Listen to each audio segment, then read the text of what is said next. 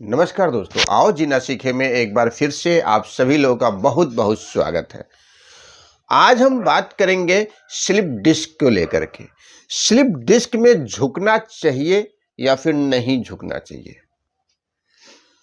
झुकना एक बहुत ही जरूरी विषय है, क्योंकि कोई भी काम करने के लिए आपको झुकना ही पड़ेगा।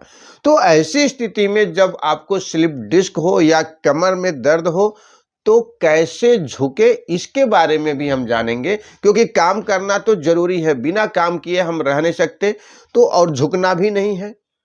तो झुके, लेकिन कैसे झुके और कैसे झुक करके अपना काम करें, इन सभी चीजों के बारे में आज हम इस वीडियो में जानेंगे। तो आइए चलिए वीडियो को शुरू करते हैं और जानते हैं कि स्लिप डिस्क में झुकना चाहिए या नहीं चाहिए, और यदि झुक करके काम करना भी है तो कैसे झुके।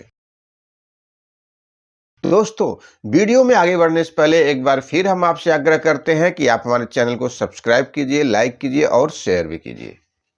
और एक बार फिर हम बता दें, यदि आप दिल्ली क्षेत्र में रहते हैं और पंजाबी बाग क्षेत्र में रहते हैं, ग्रेटर कैलाश, आईएनए, वसंत कुंज, साउथ दिल्ली क्षेत्र में रहते हैं, तो आप हमसे संपर्क कर सकते हैं। हम वैदिक फिजियोथेरेपी के द्वारा, पंचकर्मा के द्वारा और प्राकृतिक चिकित्सा के माध्यम से हम आपके सभी प्रकार के साध्य असाध्य रोगों का निदान करते हैं, आपके घर पर ही आकर के। और जो भी जिस प्रकार का भी दर्द है, चाहे घुटने का दर्द है, कमर का दर्द है, सर्वाइकल है, अन्य जो भी आपका स्लिप डिस्क रिलेटेड चीजें हैं, उन सब का निदान हम करते हैं। अब बात करते हैं कि स्लिप डिस्क में झुकना चाहिए या नहीं झुकना चाहिए। जी हाँ, यदि आपको स्लिप डिस्क हो चुका है, डिस्क से रिलेटेड आपकी डिजीज हो गई है, डिजेनरेटिव डिस्क हो गया है, बल्ज डिस्क हो गया है, हर्निएटेड डिस्क हो गया है, इन तरह की चीजें, या फिर कोई नस दब रही है जिसकी वजह से, तो आपको आगे नहीं झुकना है। ये बिल्कुल स्ट्रिक्ट है। यदि आप इसको आगे झुक जाते हैं तो ये मान लीजिए कि यदि आप फिजियोथेरेपी या पंचकर्मा का सहयोग ले रहे हैं तो वो सारी की सारी मेहनत, 10 दिन की हुई मेहनत बिल्कुल बराबर हो जाएगी, उसका कोई फायदा आपको नहीं मिलेगा। इसलिए ये जरूरी है कि स्लिप डिस्क संबंधित यदि आपकी बीमारी है तो आप आगे बिल्कुल नहीं झुकेंगे। अब आगे झुकेंगे नहीं तो काम कैसे होगा, लेकिन उसके लिए आपको करना क्या है?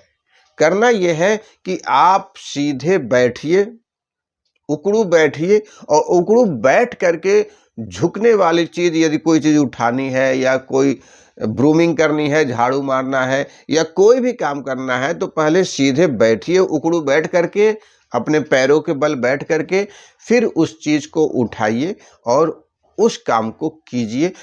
तब आप स्लिप डिस्क से रिलेटेड समस्याओं में, कमर दर्द से समस्याओं में आपको आराम मिलना शुरू हो जाएगा।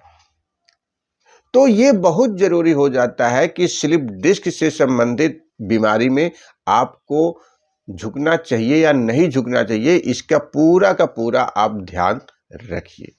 कमर में दर्द यदि आपको है, चाहे आपको डिस्क प्रॉब्लम है या नहीं है, नॉर्मल ही दर्द है, तो कम झुकिए। और यदि आप झुकते भी हैं आगे, तो उसका निदान ये है कि आप 2 तरह की एक्सरसाइज आप जरूर करें। पहला क्या है, आप सीधे खड़े होकर के आप दोनों हाथों को